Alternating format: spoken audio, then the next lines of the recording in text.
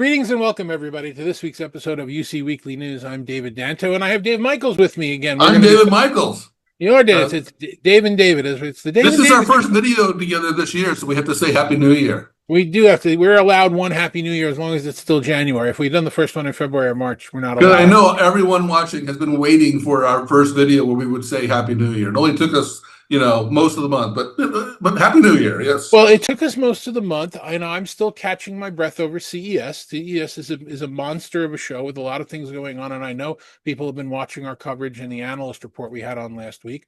And now, just when I've caught my breath, and I'm feeling relaxed, and I need a haircut and everything else, we're now going to be planning on going to Barcelona next week. Well, wait a minute. If you're going to mention CES before we get to the main topic, I just got to say my CES post is almost done, and I like the way we tag team this. You went in person and waited in all the taxi lines and fought through all the crowds and had a tough time waiting, trying to find restrooms, all that stuff.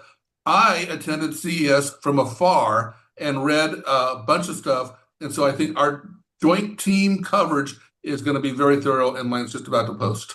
I think that's great. And I'm going to even amplify that because when I talk to people about what I do at CES, if there is streaming coverage of it, I don't go. I don't care how big and exciting as it is. If someone can watch it online later, including me, I'd rather use my time there for things that I couldn't. And we found some really interesting things and we covered it. So yes, I think we did good joint coverage on that. And now, breaking all of those rules, we're going to be in Barcelona together at Integrated No, Systems it's not Europe, really breaking all ISE. those rules because ISE is a very, the importance of this show for people in the meeting space has been, just doing this thing for years now, and it just and now with Enterprise Connect kind of pivoting and changing and whatnot, and going through a kind of a rebirth. I think it's becoming even more of I would say it's the biggest show of the year for meetings. What would you say? Yeah, no, I would agree. And we had talked a couple of years ago about how it eclipsed the Infocom, which was the larger parent. But now you've got a lot more people in the US going to Europe. You've got all of the European and the Asians going there. It's an enormous show that combines the traditional CEDIA audience with the traditional Infocom audience. Both organizations, CEDIA and Avixa, put it on together. Mike Blackman does a great job. It is huge. It's, I forget what, 15 halls, 30 halls, some, 3 zip codes. It's an enormous show. Yeah. Takes a lot of and time. quite honestly, this would be a tough show. Well, we're making a dent here, the two of us, but this would be a tough show to attend from afar because it's such a big show that if you Google it and look for stuff, you're only going to find the Las Vegas type sign or the New York Times Square type of signs. You're going to find all these giant displays and all this stuff. You're not. The meetings thing is just 1 or 2 halls of this giant show. And so we're fixing that. We're making ISE significant for the enterprise conferencing audience that can't attend. And we are doing our pick hits again for a second year. Oh, Dave, why don't you tell everybody what pick hits is in your mind? I got to give you credit here, Mr. Danto. You created pick hits, and it's been changing and morphing and maturing. And I'm really beginning to like what pick hits is. And so this year we're introducing it as the Pick Hits Showcase. And quite honestly, it's a promotional thing, right? The shows are so big, and so many people can't attend them. And there's so many announcements that we've created this Pick Hits thing where we are giving extra attention to and profiling and highlighting via our video channels and our all our social channels certain products, and so I think it's fantastic. I love it, and I think we're covering and telling stories in the Pick Hits format that wouldn't be loud enough on their own. So I think it's great the way it's maturing. And these are manufacturers and products and solutions that we're actually pretty proud of, that we think are really going to make an impact in the market. So we're really glad to bring them to you. One of the other interesting things about ISE is that a lot of exhibitors aren't saving their announcements for the show anymore. I would say that's probably an interesting new development because when I was young, you held your announcements for the actual event. And I never really understood that. In other events like Enterprise Connect, there's just so many announcements that things get drowned out. So I actually think it makes sense to drop them a little early so people like you and I can start verbalizing and Yeah, and we're socializing going to these go through things. a list right now. There are a number of companies that have reached out to us and told us either hints of what's coming on or actually gave us some pre-briefings, but then that have actually made their public announcements about what their products are. So we're not breaking any news here today, but let's go through what some of these things are and give you some opinions of them. And these are in alphabetical order, no other particular reason. Let's start with audio codes. We had a wonderful conversation with the team from Audio Codes the other day. I know they're holding some of their announcements for the show, but they're going to be focusing a lot more on the breadth of their portfolio, in terms of telephony and meetings and everything else. They've got a I pretty wide gamut. I wish we hadn't started with audio codes because I cannot remember how much of their stuff was public and pre-announced and not announced. So I'm just going to be a little vague here, but I'm going to say that their story is getting very broad. Their stories include Teams and Zoom now, and their stories include, voice, video, and contact center. I don't think they'll have contact center at ISE, but I can tell you, I'm actually doing a piece right now, a media post on one of their contact center stories. And the point that I want to make here is that Audio Codes is really playing it up. I mean, they're doing some great stuff. And we've talked before about this. They're also doubling down on the MDEP stuff for Microsoft, which is, I think, going to be really interesting in Barcelona. And I'm going to correct only one thing that you said, or modify one thing that you said. You said that their Teams and Zoom, their Teams and Zoom and WebEx, which when I heard it, it knocked my chair back about 20 feet. And they'll explain to you, and we'll explain the qualifiers, but they've got some devices out there that will do all three. So really Yeah. interesting stuff coming from them. Going in alphabetical order, the next one is Crestron, which spent some time. They already had a dog and pony show. Yes, they had an online show where they launched three new classifications of products. They have a This new is like CES, where every vendor they didn't go to CES, they just did the next door hotel. Yeah, Crestron had their own big announcement, their own venue, and yeah, some really good stuff. Yeah, and it was more than just Crestron's latest box that does X or Crestron's latest, adaptation that does this thing. They did have that. They had some slightly different camera setups for their automated camera system, but they launched the three new classes of products to take them forward, including an MDEP scheduling and touch panel, which was actually very interesting. So if you haven't figured it out between the lines of all the things we're saying, ISC is going to turn out to be another MDEP heavy show, which is another reason why Microsoft is going to be there. And we'll be meeting with the MDEP team and getting them on video as well to get their opinions as to what's going on. But yeah, that was a really interesting call out by Crestron. The next one in alphabetical order is Cisco, but Cisco's a little old school here. I don't think they've announced anything. I haven't heard anything. Have you heard anything?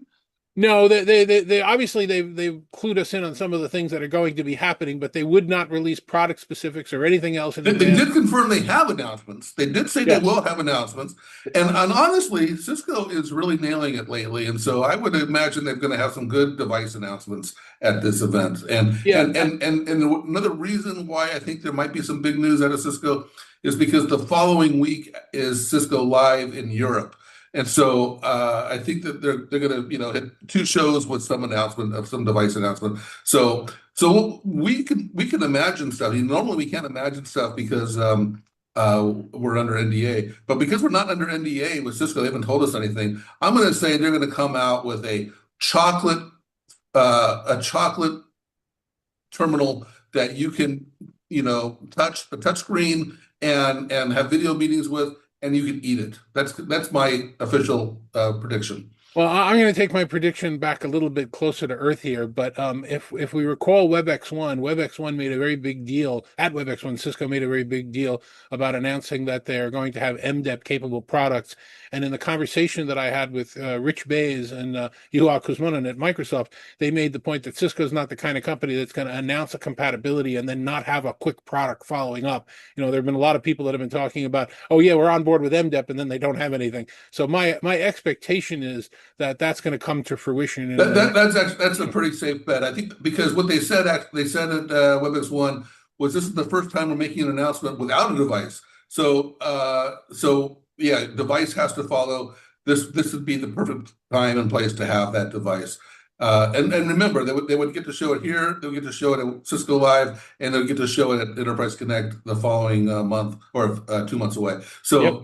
I think it's a pretty good prediction. Good job there. And then going down our little list here, which is not, by the way, everyone, it's just a list of announcements that we put together before the show.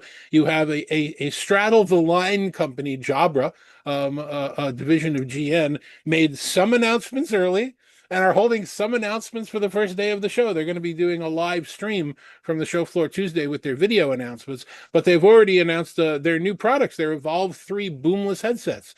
They've got a couple Yeah, of so they came out with their headset, which of course, I always associate the Jabra with the headsets, but their story at ISE keeps moving more and more into that video realm. And they were one of the early ones, as I recall you saying in your MDEP research, that they were one of the first with the MDEP stuff. So I would imagine, that they're going to have some pretty good MDEP related video room type of stuff.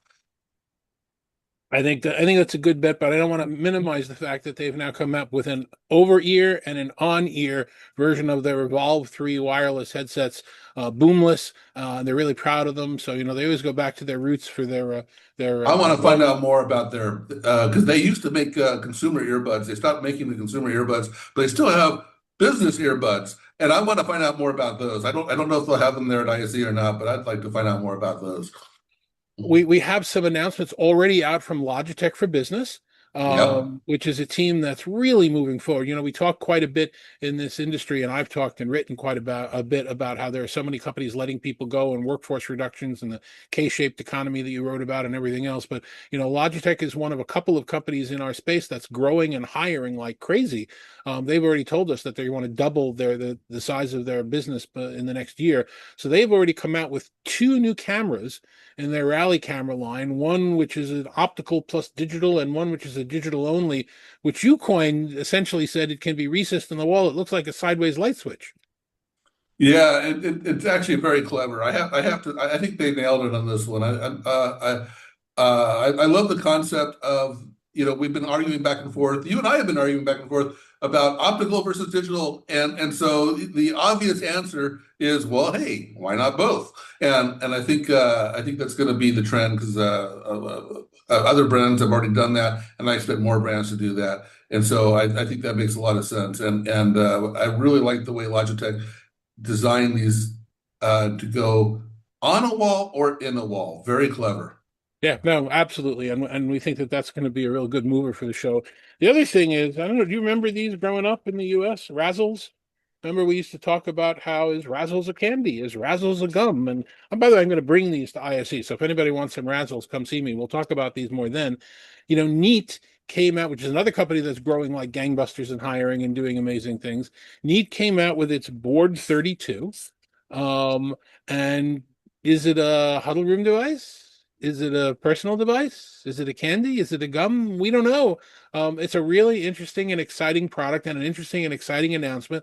Launched a couple of months ago, but they're going to first show it at ISE. They're going to have the product there, along with the announcement they made last week that they are now going to be the only people that are Google Meet compatible in their video bar line, which is interesting. And I've written about this in that they're running Microsoft Teams, so they've committed to being on MDEP, but they're going to be running Google Meet on the same bar, obviously after a reboot or whatever is required. And that can't be on Microsoft Teams because Google won't allow that. So they're going to be shipping a bar with two OS images, which will boot one OS or the other one depending upon what you want. So it's really using engineering to solve a problem, which is something that's really unique and interesting in the I, industry. I, I love watching Neat. I think Neat is just I think they're doing great things. They're doing great products.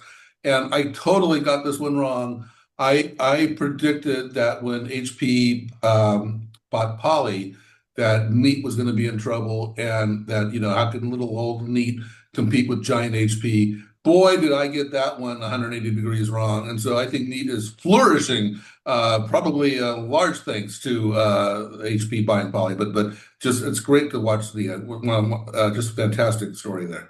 Yeah, I don't know that I would even criticize you as much as I like doing that around getting that one wrong, as much as I would criticize HP for them getting the whole I mean, botched is the best word to use there around what happened We're with already Pop. in the ends with Neat. We kind of skipped HP, and maybe we didn't skip it. I can't imagine they're going to have anything significant. So I don't, that'll be the show shocker if they do. Um, who's after Neat? So coming after Neat, we have Nurevo, which has got a couple of really interesting things at least. We know coming out. One is we've been invited to an event where we're actually going to see the HDX that we've been told about for a while, set up and working, which I'm really excited about. This is the one that does not just microphone mist, but voice lift, which, I was impressed with it as a design. I've always said that, you got to show it to me working. So they're going to show it to me working in Barcelona. I think that's really exciting. A little I, more delayed from what they thought, but they're going to have it. For a company that is so good at picking up speech, they're so quiet. Such a quiet company. They hardly ever make any big noise, but they are just so good at this, and their products are just amazing. And so I love seeing Nariva, and I always feel they always give me I don't know. They're like the NASA scientists of our industry. They're just uh, so in tune to how audio works in a meeting. It's just amazing. So Yeah, and they have already pre-announced that they're taking some of the capabilities of their HDL 410, which involves camera switching and some matrix capabilities and output, and they're moving it down into their smaller 310. So that was an announcement that they made already, which, again, that's more, evolution than revolution, but it's really good. And it's going to open up the ability to use that in some bundles, which I know are going to be announced at the show by some of their partners. So they do have a lot of really cool things going on. that brings us to QSIS. That brings I us think to that was Q-SYS. the biggest booth that we attended last year at ISE, and really Now, interesting I'm company. not sure what we're going to get out of QSYS this year. They just had one of their Activate events, and they announced, some new cameras and a new core and some new things. But the QSYS a couple of years ago had been purchased by Acuity, and they're in the middle of moving that absorption along. So I don't know if they're going to have as big a presence or as big a news. I guess the reason they're on our list is because we want to see that and figure it out. I'm not sure what the story is there. I know they've still got some amazing people. Chris Janes and some of their other folks are doing some interesting, future developments. We've even sat in on some of their whisper suites where they are showing some future potential technology. But it'll be interesting to see what their presence is now that they're further along with that merge. Yeah. And then the last one that I have on my list here, and it's by far not the last one that we're going to be talking about next week or the last one at the show or anything like that. But we definitely want to mention Sony because Sony did some weird stuff last week. Sony pre-announced at the show that they've got some brand new DV-LED panels coming out, modular panels that are going to make installation of these really large walls better and easier, which is a great announcement to make, and I'm looking forward to seeing them. But then at the same time, they basically said they're getting out of the television business. Now You that know, so that's a Sony is one summary. of the Let me companies be I let, highlighted in my upcoming CES report because Sony used to, be a dominant player at CES, and they kind of shriveled up and disappeared. A number of actually big brands have kind of shriveled up and disappeared at CES this year, but Sony was really surprising. And everything Sony makes is consumer electronics, but yeah, like you said, they're making less and less of them now. Yeah, the news last week, and I want to be real careful here to say exactly what was said, is that they've reached a memorandum of understanding with the Chinese manufacturer TCL, where TCL is going to take 51% of Sony's consumer display and audio systems, and Sony's going to own 49% of that joint venture. And okay, 5149, whatever the memorandum says, whatever lipstick they're putting on it, it's basically selling their brands to a Chinese manufacturer and essentially Well, getting not on. their brands, their tech. I mean, really, because the brand is going to be TCL on there, and TCL is nailing it with Costco and the lower the cheap ways to market, and that's where we are with TVs right now. I mean, the TVs are just getting so cheap and bigger and faster, bigger, cheaper and thinner. So yeah, Sony's got better things to do. Yeah, But and again, it's an end of an era because when you used to talk about Sony displays and Bravia, Trinitron, Trinitron. Sony had the first OLED display that was ever out. It was a smaller one. It was for broadcast, like a 20-inch, and then they gave up on the space. And then suddenly you saw the Korean manufacturers doing large OLED displays. And so, I can't tell you over my career, going past 4 decades, how many times Sony could have owned a specific category, whether it was collaboration or consumer audio or displays or whatever. And they've essentially, for whatever reason, one or another, just basically said end of an era here. They're going to give their brand. They're going to be these things are going to be branded Sony and Sony Bravia on top of TCL manufactured displays, and the release says that they're going to use the Sony electronics on top of it, and it's like, yeah, okay, sure. I don't know how much there's a difference there's going to be between a yeah, TCL TV and a yeah. Sony TV, but But the Sony big story deal. isn't that different than a lot of the Japanese big tech giants, and we've seen just a lot of these Japanese companies from NEC to even the car making companies that that once just own these sectors are really having a tough time competing against China in particular. But yeah, I mean it's those Japanese brands are just not as powerful as they used to be. Okay. So next I see you, we will be in Barcelona. The next time this is on, we're going to have obviously put a show on Monday next week, and I'm not exactly sure what's going to be on it because I will be in Barcelona. Maybe I'll just show you where I shop for bottled water and all the rest of the stuff. But one way or another, I'll stick something on the air, and then the following week we'll start with revealing our pick hits and giving updates as to everything that's going on. I think it's going to be an exciting, exhausting week. And loving it. And loving it. And then when we get home the following month, we're back at the new Enterprise Connect, and we'll have plenty of time to talk about that. Thanks for joining me for this one, Dave. It's good chat. Always. Thank you guys for watching. We appreciate it, and we will see you next week. Take care.